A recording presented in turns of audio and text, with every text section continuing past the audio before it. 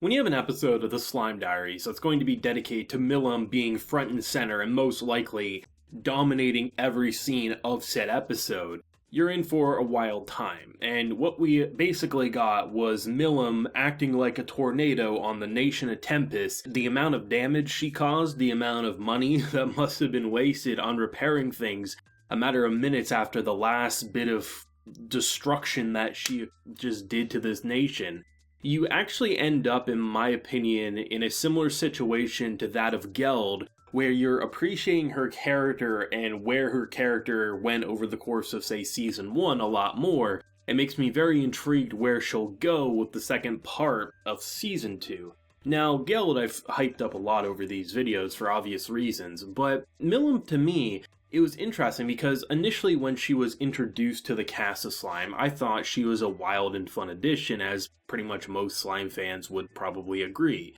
Though her initial introduction and sticking around, it was a pretty easy way I found that Rimuru got a Demon Lord to switch over, which it was fine, it worked, I had no real issues with it, but to see an episode like this and how she was interacting with the nation, of course causing destruction, of course having that goofy Slime Diaries humor, I really did feel like, especially to no real surprise in the scene with Geld, where she was watching like, why would someone as strong as that waste his day carrying rocks and pieces of wood? Why not do something more explosive? And the response is, it's better to leave something once you're gone than to just kind of like live in the moment and make everything yours. It's kind of where the conversation went. And looking at her character and how, while it was surrounded by an aura of comedy, I really felt like there was a bit more understanding of why a character like her would stick around. While you did get that in the first season, don't get me wrong, I feel like there was a much bigger understanding of a character like this by presenting it as such. Of course, having the ridiculous comedy, the characters knowing that no one's gonna die in these episodes, right?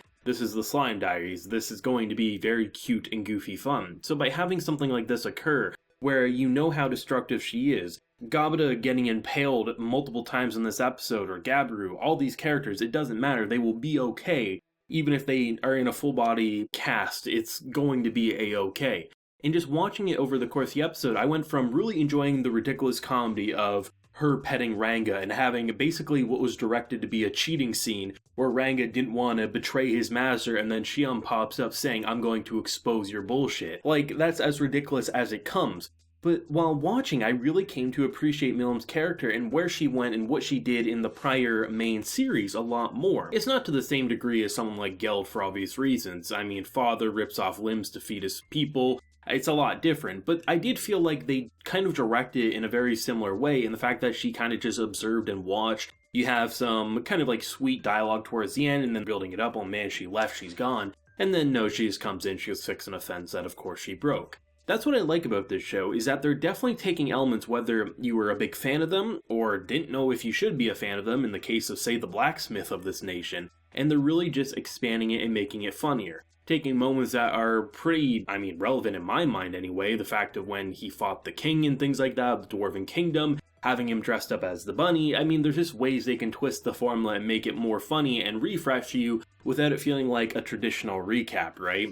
Just everything about this episode screamed absurdity, but I think a lot of people, at least from what I saw, the one thing people were really excited about was MILIM being a part of the Slime Diaries, not only for the new character design that the anime world hasn't seen anyway, but also how they would seemingly direct it, and they absolutely knocked it out of the park. I would argue some of the most fun and absurd moments came from this episode without a doubt in my mind. Like I mentioned, the whole Ranga scene was probably my favorite if I would be serious. There was just something so ridiculous about it, and then I think it was 2 or 3 episodes back, you already had some back and forth dialogue between Ranga and Hsieh anyway, so they just kind of added icing to the already, I thought, completed cake. But some of the intro moments to this episode were pretty amazing as well, like the fact that she just continues to break doors when she enters, and the fact that there's this one moment where Rimuru literally gets splattered like a bunch of jello on a wall. There was some ridiculous moments, and I think having some characters get progressively angrier as the episode went on, especially considering the damage report saying like,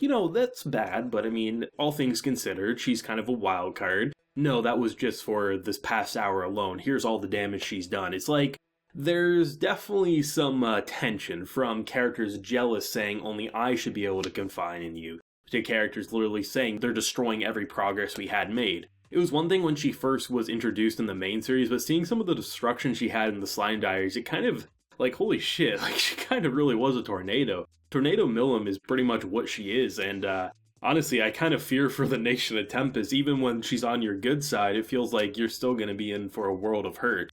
Granted, if we consider season 1, what she did, I forget what they were fighting, but that giant beast that she destroyed, they were still repairing the road in the woods that she caused the damage of even at the beginning of season 2. So the fact that she's only breaking doors and maybe destroying signs, maybe a building here or there goes away. I guess if you're going to have one or the other, I guess having the friendly Demon Lord only destroy things every so often is better than a Demon Lord literally destroying everything in a single blast, because she is one of the most powerful characters we've seen. And I think that's something anime fans like, having the cute character design, but arguably one of the most powerful and destructive forces. And the fact that, Reamer was able to tame her with a simple flavor test in season 1 there, to then seeing how he kind of navigated this kind of hostile situation from allies within the Tempest Nation to, being like, well, I have to be your bestie or I'm gonna get killed. Just a lot of fun and goofy moments. I like how they are definitely spreading the comedy around. I really thought if we were going to have all the comedy, it would be on characters like Gabiru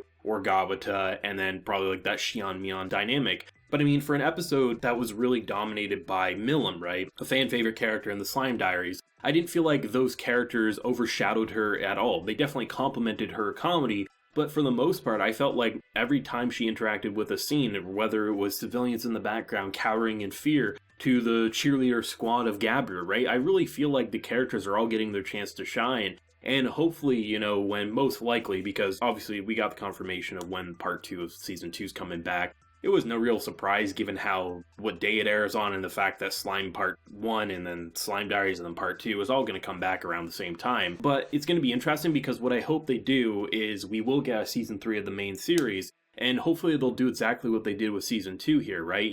Maybe in a couple years we get season 3. Do a part 1, give us Slime Diaries, and then just do the same thing, right? I mean, hell, even if they're, unsure, should we even do a season 3? For whatever reason, the production committee is tiptoeing around the idea. Just give me another damn season of Slime Diaries. I honestly feel that way. You can literally just continue to give me Slime Diaries, and I think I would be a happy camper. Obviously, I want more of the main series, but I mean, this show is so ridiculously fun and engaging that I just really can't help but feel satisfied every single time I watch an episode. And this was once again another episode I watched twice. There's just something about it that was just really fun to me. And I don't know, man. I'm really enjoying Slime. I said it when I made my season 1 video covering it before season 2 started up, that I think Slime's one of the best isekais I've experienced. And honestly, I just feel like with additions of spin-offs and the main series getting progressively better, the show just continues to improve, and it's only a matter of time before, we get into content that it's hard not to call Slime a masterpiece for me. Let me know your thoughts and feelings down below, your favorite MILIM gag, and where do you think it's going to go now that we're a little over halfway through the Slime Diaries? What type of content are you hoping that they'll touch upon from either season 1 or maybe some of the stuff we haven't even got to see in season 1 due to the rearranging and cutting of content, since originally Slime was only supposed to be a one and done season, and then they realized it was a moneymaker, hence why we're getting so much Slime now. If you enjoyed the video, leave a like, share your support, and hit that subscribe button if you happen to be new around here. So until next time, everyone, please take care and have a good one.